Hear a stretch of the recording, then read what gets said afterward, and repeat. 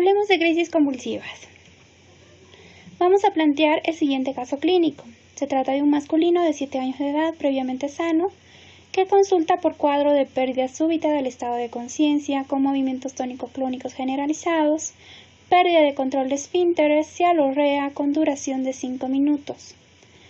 Signos vitales: a su ingreso, tensión arterial de 90/55, frecuencia cardíaca de 80 por minuto, frecuencia respiratoria 18 por minuto, temperatura 37.5 grados, axilar, saturación de oxígeno 97%. Se trata de un paciente somnoliento, hidratado, con examen neurológico que consiste en Glasgow de 13/15. Desglosado: la parte motora un puntaje de 5, la apertura ocular de 4, la respuesta verbal de 4. Pupilas isocóricas fotoreactivas, no asimetrías faciales, no rigidez de nuca, Brudzinski negativo con reflejos de tallo cerebral presentes, reflejos osteotendinosos normales, reflejo plantar normal y Babinski negativo. Con todo lo mencionado podemos sintetizar que se trata de un paciente de 8 años de edad, somnoliento, con crisis convulsivas tónico-clónicas generalizadas, con pérdida de conciencia, asociado a cialorrea, relajación de esfínteres, y el Glasgow es de 13/15.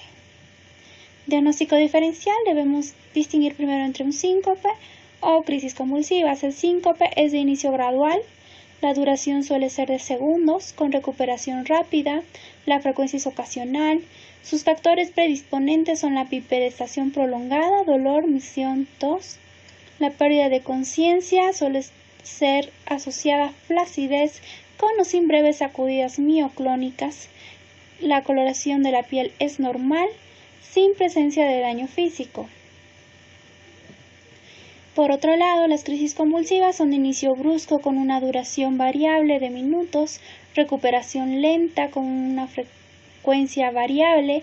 Sus factores predisponentes son la privación del sueño, hiperventilación, luces intermitentes e hipertermia. La pérdida de conciencia está asociada a sacudidas tónico-clónicas con mordedura de la lengua en algunos casos e incontinencia.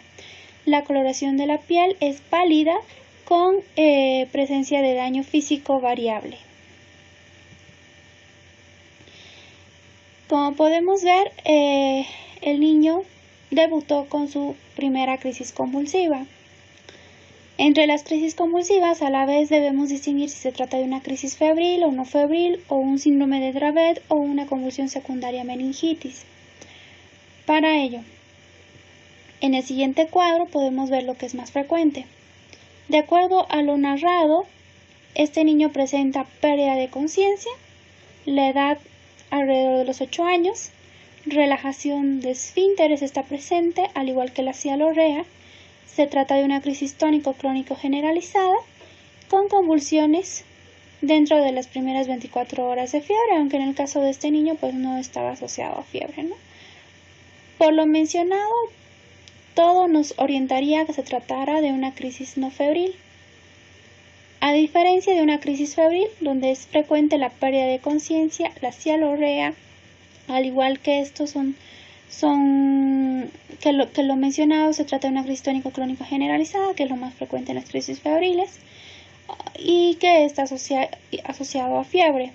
Lo que no se correlaciona es la edad del niño, porque generalmente las crisis febriles se presentan en menores de 5 años. Otro diagnóstico diferencial es síndrome de Dravet, donde sí existe pérdida de conciencia acompañado de cialorrea, pero no es frecuente que las crisis sean tónico-clónicas generalizadas, ni que estén asociadas a fiebre, ni tampoco es frecuente la edad de presentación, como es en este caso de los 7 años del niño. Ahora bien, la convulsión secundaria a meningitis, igual existe pérdida de conciencia, el grupo etario es variable, puede haber cialorrea, la crisis puede ser tónico-clónica generalizada, pero también presenta fiebre, ¿no? Entonces, en este caso podemos concluir que nuestro diagnóstico presuntivo hasta el momento sería de unas crisis convulsivas afebriles. ¿Qué exámenes debemos solicitar?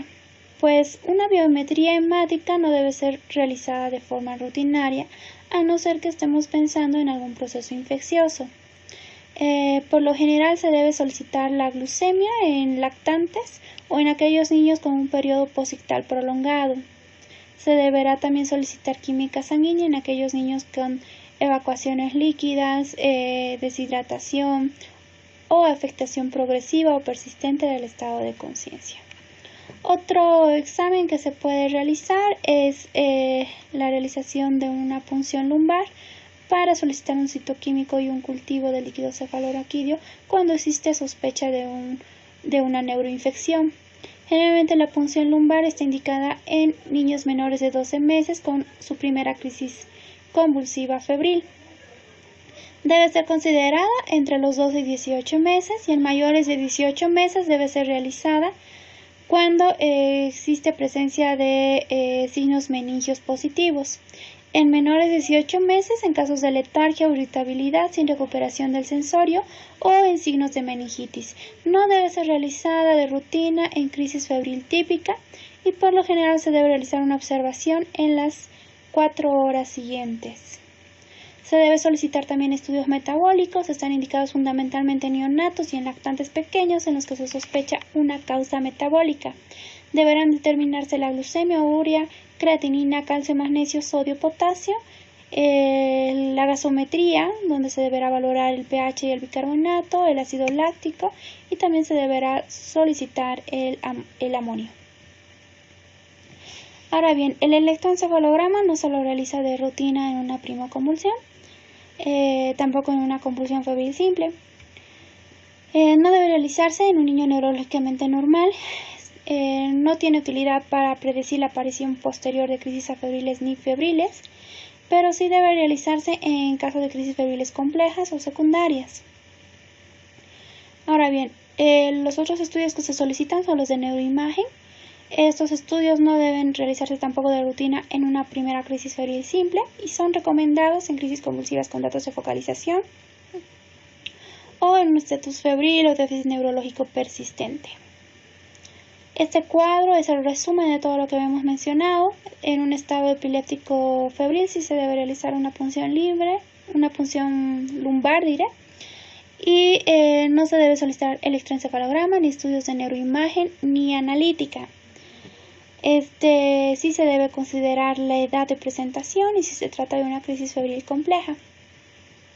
Por otro lado, los niños que tienen algún tipo de neurodesarrollo normal, asociado también a crisis febriles complejas, se deberá solicitar recién algún estudio de neuroimagen para revalorar.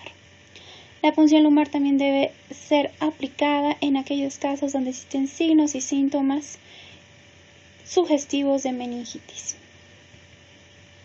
Por ende, en conclusión, a nuestro caso clínico se trata de una convulsión no febril.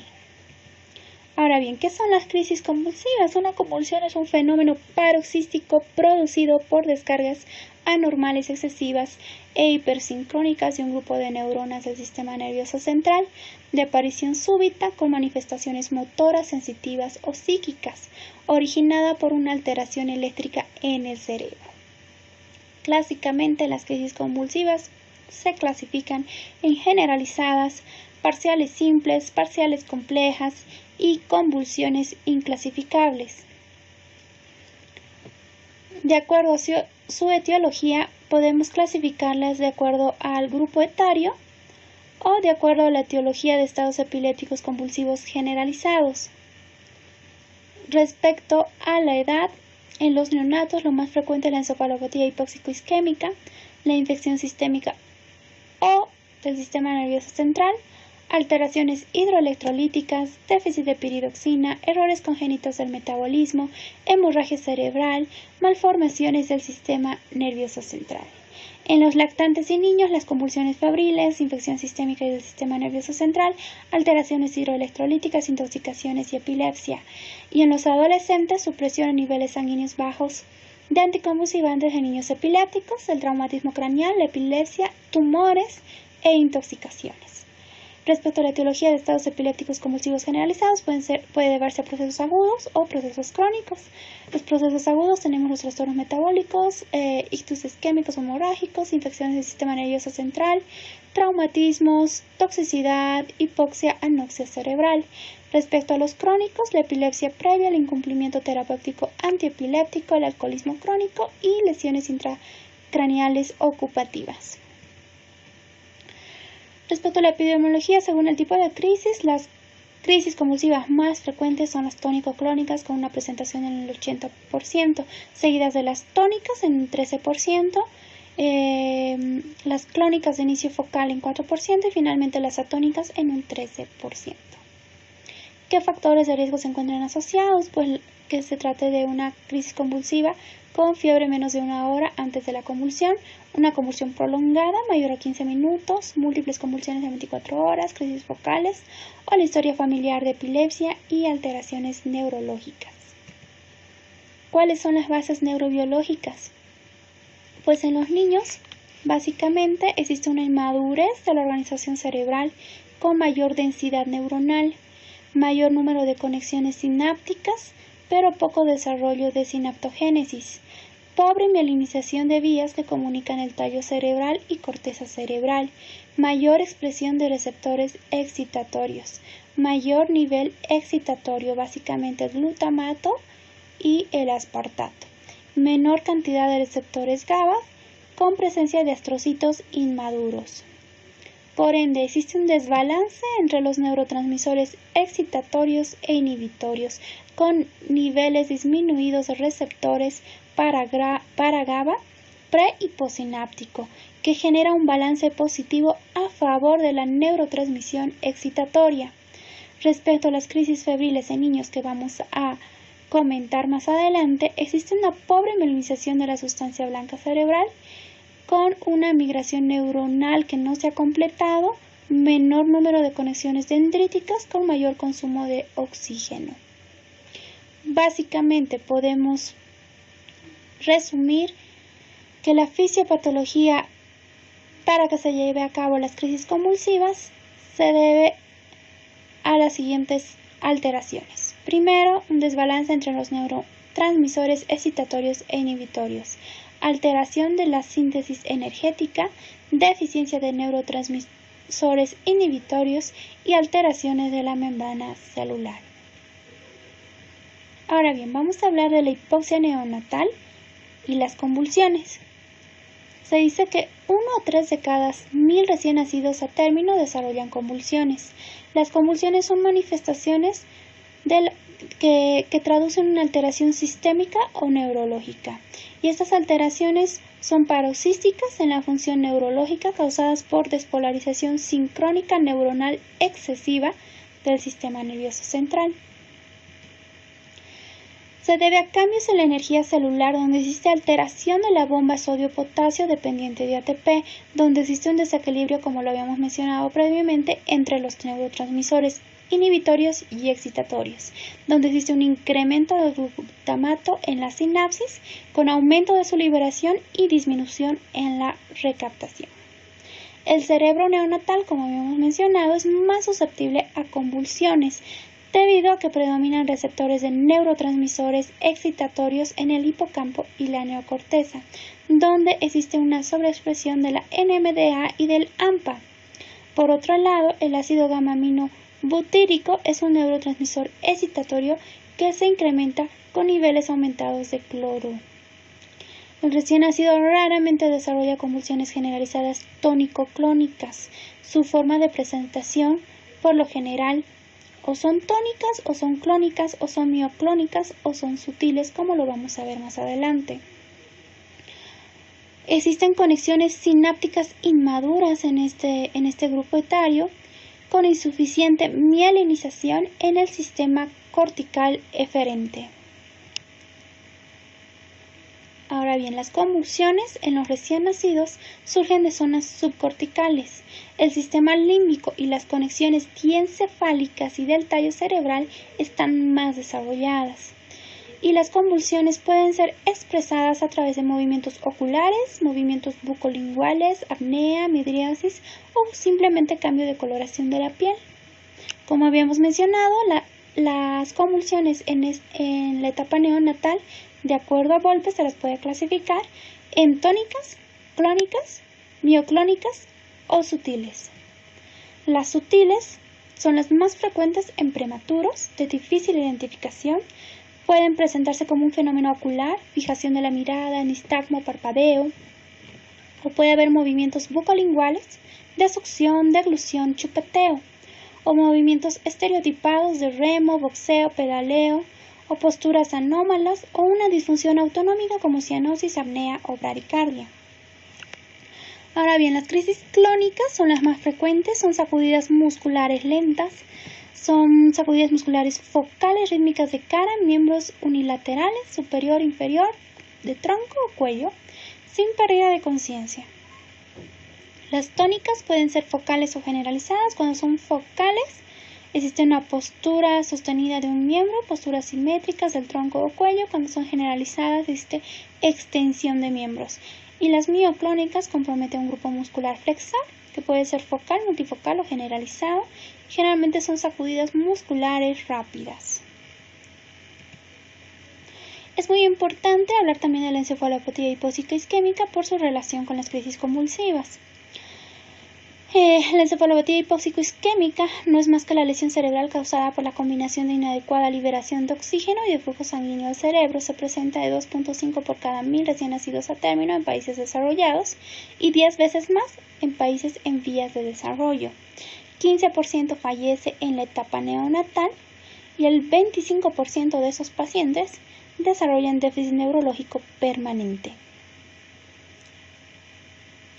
¿Cómo se diagnostica una encefalopatía hipóxico isquémica? De acuerdo a los siguientes criterios: una acidosis metabólica con un pH menor a 7, déficit de base mayor a 11 miliequivalentes litro, un NAFGAR menor a 6 en 10 minutos con necesidad de maniobras de resucitación, disfunción orgánica múltiple, clínica de encefalopatía como hipotonía, movimientos oculares o pupilares anormales, apnea, hiperpnea y convulsiones. Ahora bien, existen 3 estadios que pueden desarrollarse más de 24 a 48 horas. Estos estadios son los siguientes: la lesión neuronal primaria inmediata, el periodo latente, que es de duración variable, y la lesión neuronal secundaria, que es tardía. La lesión neuronal primaria consiste en una interrupción de oxígeno y glucosa en el cerebro con disminución del ATP, con falla en la bomba de sodio-potasio, donde existe mayor entrada de sodio, mayor edema celular, con alteración en la despolarización y desencadenando la muerte celular. Presenta excesiva estimulación por glutamato con incremento de calcio intracelular y la apoptosis. En el periodo latente es un periodo donde suele presentarse la reperfusión y donde algunas neuronas se recuperan parcialmente. La duración es variable, por lo general alrededor de 6 horas. La lesión neuronal secundaria es una alteración de los compuestos fosfatos del cerebro, donde existe incremento intracelular del calcio con incremento extracelular del glutamato. Existe un deterioro de la energía celular y por lo general dura 24 a 48 horas, sin embargo puede llegar a durar varios días. Ahora bien, el aumento del calcio intracelular va a producir activación de proteasas, fosfolipasas y nucleasas, produciendo disrupción del citoesqueleto con lesión del núcleo y membrana celular.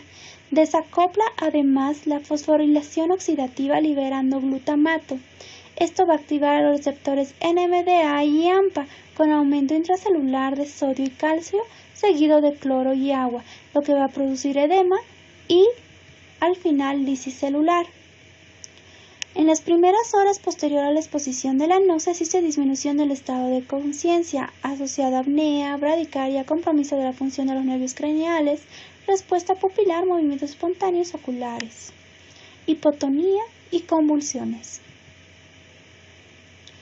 Las convulsiones en la encefalopatía hipopsicoisquémica suelen estar presente en la moderada severa. Ocurre en las primeras 24 horas, el 60% en las primeras 12 horas. Las convulsiones por lo general son sutiles o clónicas. El pronóstico está de acuerdo al estadio de encefalopatía, de acuerdo a la clasificación de Sarnet, y el tratamiento puede ser hipotermia o la administración de xenón. Respecto a la hipotermia, ¿cuáles son sus características? La temperatura varía entre 33.5 y 34.5, se lo aplica durante 6 horas con una cubierta en la cabeza. La hipotermia moderada puede ser aplicada durante 72 horas y el entibiamiento debe ser en las próximas 4 horas. ¿Qué efectos adversos se encuentran? La trombocitopenia, hipoglucemia, hipotensión, bradicardia sinusal, el intervalo QT prolongado y la necrosis grasa subcutánea. Respecto a la clasificación de la encefalopatía hipopsicoisquémica, podemos mencionar 3 estadios: el estadio 1, el estadio 2 y el estadio 3, de acuerdo a ciertas características clínicas y de exámenes. En el estadio 1, el nivel de conciencia es hiperalerta, en el estadio 2 letárgico y en el estadio 3 estuporoso. Respecto al control neuromuscular, el tono muscular suele ser normal en el estadio 1, en el estadio 2 suele haber una leve hipotonía y en el 3 el niño está flácido. Respecto a la postura, en el estadio 1 existe una leve flexión distal, en el estadio 2 una fuerte flexión distal y en el estadio 3 descerebración intermitente. Los reflejos, en el estadio 1 sobreactivo, en el estadio 2 sobreactivo y en el estadio 3 disminuido o ausente. La presencia de mioclonías puede estar presente tanto en el estadio 1 como en el estadio 2 y ausente en el estadio 3. Respecto a los reflejos complejos, el de Zook suele ser débil en el estadio 1 y 2 y ausente en el estadio 2 a 3. El moro suele ser fuerte en el estadio 1, débil en el estadio 2 y ausente en el estadio 3.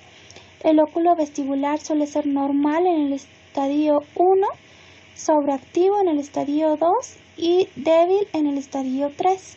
El tónico cervical suele ser ligero en el estadio 1, fuerte en el estadio 2 y ausente en el estadio 3. Respecto a las funciones autonómicas, las pupilas suelen estar midriáticas en el estadio 1, mióticas en el estadio 2 o pueden estar variable en el estadio 3. La frecuencia cardíaca incrementada en el estadio 1, bradicárdica en el estadio 2 o variable en el estadio 3. Las secreciones son escasas en el estadio 1. En el estadio 2 las secreciones bronquiales y salivales son profusas y en el estadio 3 son variables. La motilidad gastrointestinal está normal o disminuida levemente en el estadio 1. En el estadio 2 puede estar incrementada, presentando evacuaciones líquidas, diarreicas. El estadio 3 es variable. Ahora bien, las convulsiones suelen estar ausentes en el estadio 1, presentes y bastante común en el estadio 2 y poco frecuentes en el estadio 3. El electroencefalograma por lo general es normal en el estadio 1. En el estadio 2 existe bajo voltaje delta y teta y en el estadio 3 existe un patrón periódico con fases isopotenciales. La duración del estadio 1 es menos de 24 horas, en el estadio 2 de 2 a 14 días y en el estadio 3 de horas a semanas. Otra de las causas de convulsiones es la hemorragia intracraneal, que corresponde al 15% de convulsiones en la etapa neonatal. Entre las hemorragias podemos clasificarlas en hemorragia subaracnoidea, que es frecuente en los recién nacidos a término, a partir de los 2 días de vida, donde existen periodos interictales conservados. La hemorragia intraventricular es frecuente en el recién nacido pretérmino, donde presentan actividad tónica generalizada. Y la hemorragia subdural suele estar asociado a un antecedente traumático y suele ser focal. Existen también malformaciones del sistema nervioso central que corresponde al 5 al 10% asociadas a crisis convulsivas. Existe un desorden en la migración neuronal, desarrollándose esquizoencefalia, lisencefalia, paquigiro o polimicrogira. Se presenta en tercer al quinto mes de gestación y son niños que desarrollan epilepsia. Puede deberse también a infecciones que igual se encuentran entre el 5 al 10%. La etiología pueden ser meningitis bacterianas, principalmente el estreptococo del grupo B y la Escherichia coli. Generalmente los gram negativos producen abscesos y quistes. También puede deberse a toxoplasmosis, herpesvirus, coxsackievirus, rubiola, citomegalovirus. Las convulsiones ocurren en el 50% de las meningitis bacterianas. Respecto a como etiología a los disturbios metabólicos, tenemos los que tienen hipoglucemia, que generalmente son niños pequeños para la edad gestacional, provenientes de madres diabéticas que desarrollan irritabilidad e hipotonía, y que se ve una lesión en la región occipital en la resonancia magnética. Puede deberse también a hipocalcemias, que coexisten otras alteraciones, puede haber hipomagnesemia o puede deberse a una hipo o hipernatremia. Respecto a errores innatos del metabolismo, debemos sospechar cuando existe hipoglucemia persistente o presencia de acidosis o alcalosis metabólica con historia de deprivación de oxígeno. Entre las diferentes enfermedades tenemos la aciduria o acidemia orgánica, donde existe acidosis severa, hiperamonemia, olor inusual, neutropenia y trombocitopenia. Puede verse también a desórdenes peroxisomales, entre ellos el síndrome de Zellweger, donde existe hepatomegalia y quistes renales y hepáticos, o a la adrenoleucodistrofia neonatal. También tenemos defectos del ciclo de la urea o la hiperglicemia no cetósica o la deficiencia del cofactor molibdeno. También tenemos la deficiencia de carboxilasa, donde existe hipotonía, vómitos, taquipnea, rash, cetoacidosis metabólica, hipoglicemia e hiperamonemia. Y la aciduria glutámica, donde existe hipotonía severa, acidosis metabólica no cetósica con hepatomegalia, riñones poliquísticos, dimorfismo facial, defectos musculares de la pared abdominal anterior. También tenemos la dependencia de piridoxina, donde existe mejoría con piridoxina y las convulsiones que responden a mejoría con ácido fólico.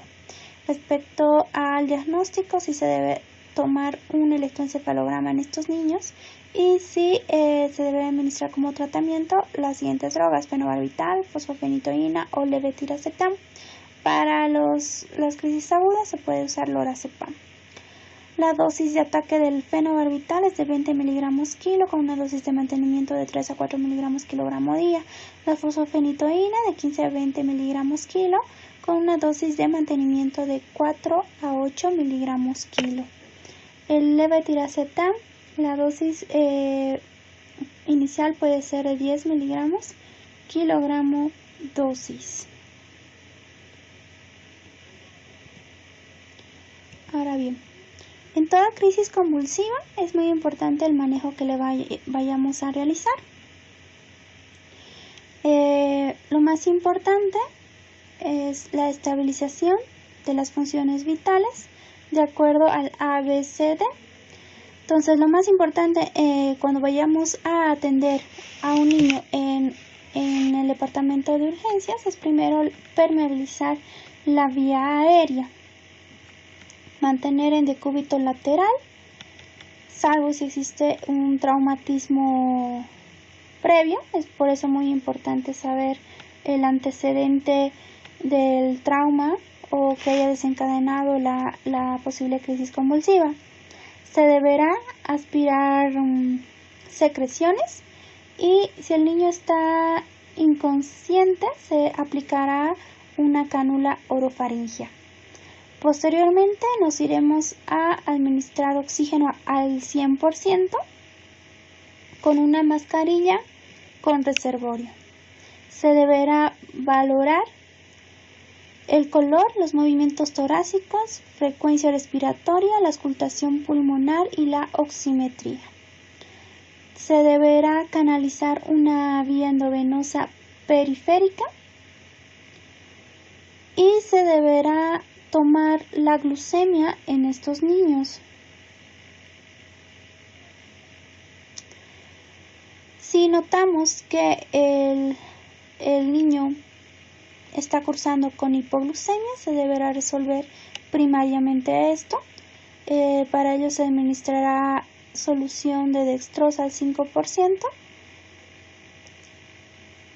al 25% a una dosis de 2 mililitros kilogramo.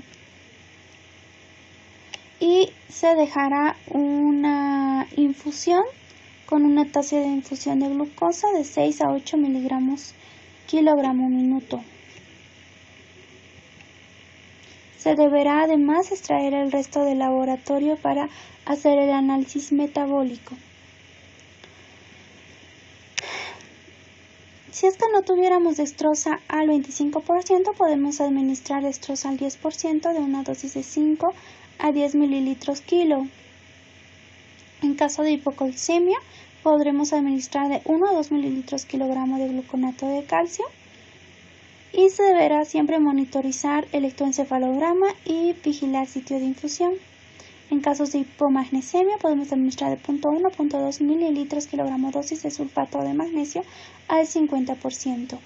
En caso de hiponatremia administraremos 1 a 3 ml kilo de cloruro de sodio al 3% más tratamiento en función de la etiología. En esos casos donde no responden al manejo y se tratan de convulsiones idiopáticas, se deberá hacer pruebas terapéuticas con piridoxina 100 miligramos en dosis única o biotina de 20 miligramos intramuscular u oral o ácido folínico de 10 miligramos cada 12 horas.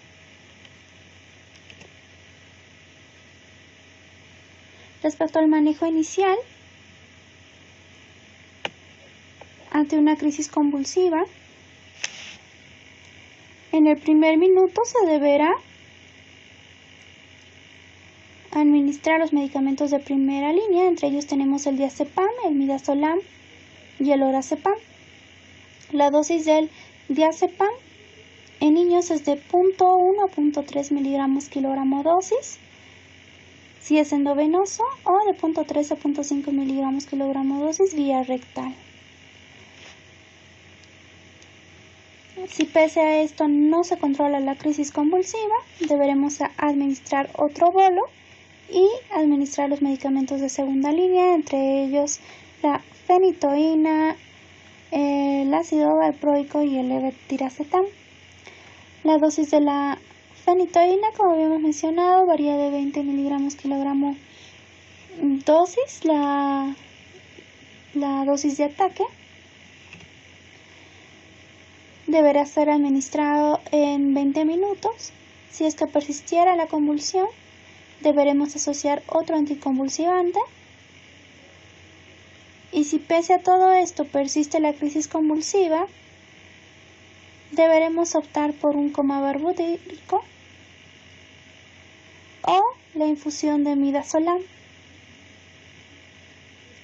La infusión de midazolam se deberá iniciar a 2 miligramos kilogramo minuto e incrementar la infusión cada 2 minutos hasta llegar a 24 miligramos kilogramo minuto como dosis tope si es que no se lograra controlar las crisis convulsivas. No se debe olvidar que entre cada incremento se debe administrar bolos de midazolam. En esta gráfica podemos observar el resumen de las medidas en el manejo de las crisis convulsivas en urgencias. Como habíamos mencionado, es muy importante tomar una glucemia rápida, principalmente en neonatos y lactantes. Se deberá permeabilizar la vía aérea, se administrará oxígeno mientras se prepara la medicación. Se administrará de primera línea, ya habíamos mencionado, o diazepam, o midazolam, o lorazepam. Se recomienda la administración del medicamento que sea más familiar al médico que lo esté tratando. Se canalizará una vía periférica y se iniciará, si es que persisten las convulsiones, con la segunda línea de medicamentos, entre ellos el valproato, el ácido valproico, valproato de sodio, a una dosis de 40 miligramos kilogramo dosis en bolo, o el levetiracetam, que podemos iniciar a una dosis de 30 miligramos kilogramo dosis. O la fenitoína, como lo habíamos mencionado, a 20 miligramos kilogramo dosis. Si pese a esto no se controlara, ya asociamos el segundo anticonvulsivante y aún así la crisis convulsiva no se corrige, iniciamos la infusión de midazolam, llegando hasta la administración de tiopental. La administración de tiopental también debe ser en bolos y luego iniciarse la infusión. La administración en bolo corresponde a una dosis de 5 miligramos kilo, seguida de la infusión en un inicio miligramo kilogramo hora, incrementando la infusión de 1 en 1 hasta llegar a dosis tope de 5 miligramos kilogramo hora. En casos superrefractarios, podemos optar por otro tipo de medicamentos, como es la ketamina o el propofol, donde no existe una experiencia clara en niños. Sin embargo, como medida extrema para el control, debemos tomarlos en cuenta.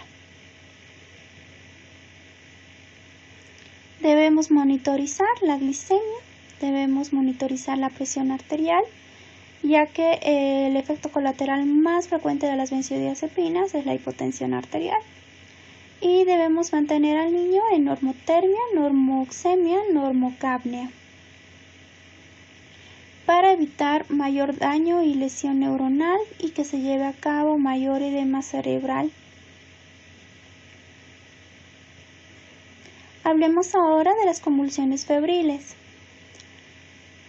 La convulsión febril es un fenómeno convulsivo que ocurre en niños neurológicamente normales entre 3 meses y 5 años, desencadenado por la fiebre mayor a 38 grados centígrados rectal, sin evidencia de signos de infección intracraneal u otra causa identificable.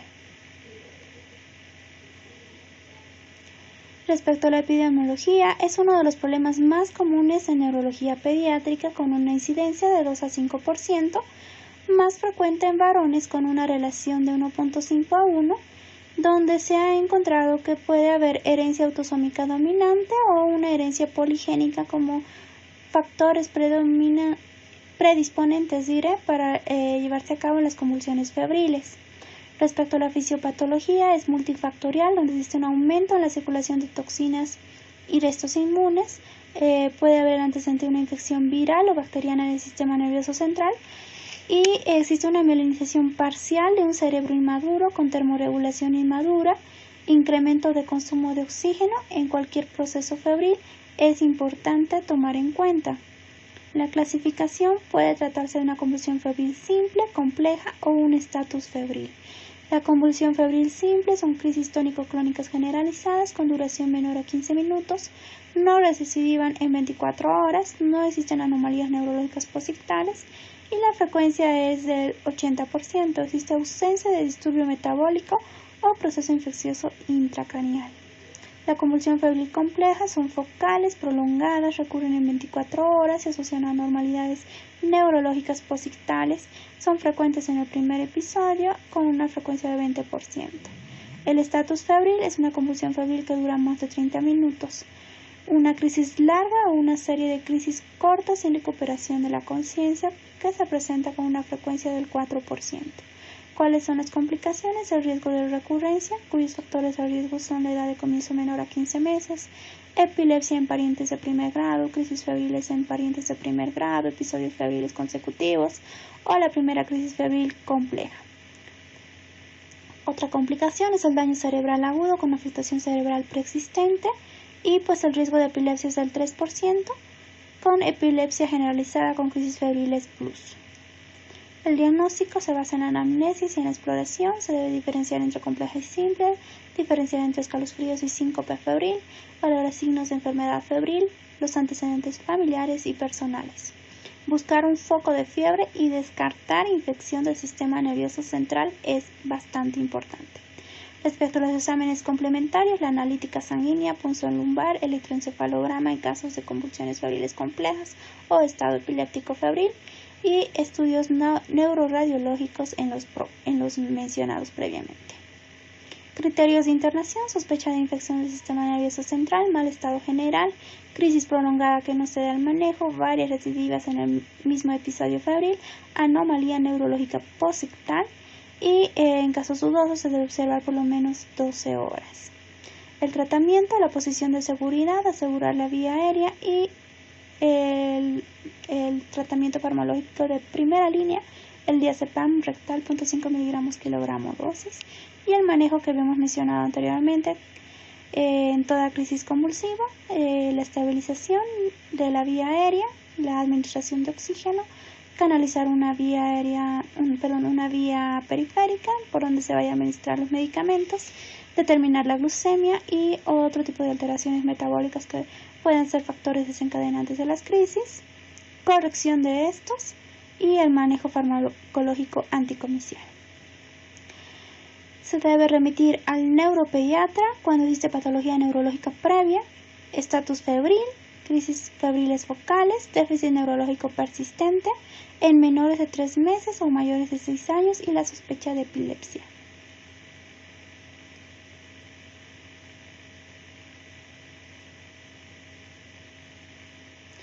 Es muy importante considerar el ingreso a la unidad de cuidados intensivos pediátricos en aquellos casos donde el niño cursa con un estado epiléptico o